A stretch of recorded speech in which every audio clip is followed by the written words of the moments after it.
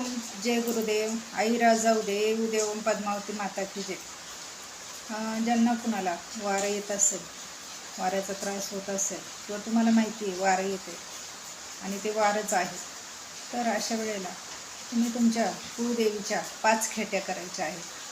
कुळदेवीच्या 5 खेट्या कशा करायच्या आहेत, तर कुळदेवीच्या 5 खेट्या प्रत्येक पौर्णिमेला 1 खेटी असं करायचं आहे.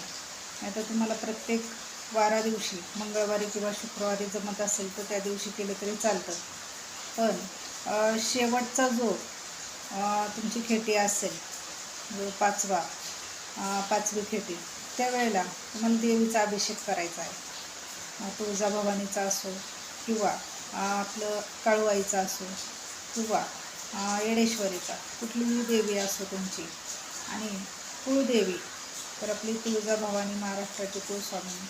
अजून दुसरी तुमची जी कुठली असेल तर तिथं जरी तुम्ही 5 खेट्या करायच्या आहेत, तर 5 खेट्या केल्याच्या नंतर 5व्या खेट्याला अभिषेक करायचा आहे. त्याच्याने तुम्हाला जो काय वारं मोकळं होत नसेल किंवा वाऱ्याचा त्रास आहे किंवा काय अडचणी असतील त्याच्यातनं पण मुक्तता मिळेल आणि पुढचा मार्ग तुमचा मोकळा होईल. कारण जरी काही त्रास जरी नसेल कोणाला, तरी त्यांनी जरी हे जर केलं तर खूप आईची कृपा होत असते. तर ज्यांना जमेल त्यांनी हे नक्की करा. कुलस्वामिनीच्या 5 खेट्या करा किंवा जे देवीचं वारं येत असेल त्या देवीच्या 5 खेट्या करा. हे असं केल्याने आणि 1 अभिषेक केल्याने खूप फरक पडतो. जास्त इकडं तिकडं न जाता, कुठं न भटकता हा उपाय केला तर एकदम छान.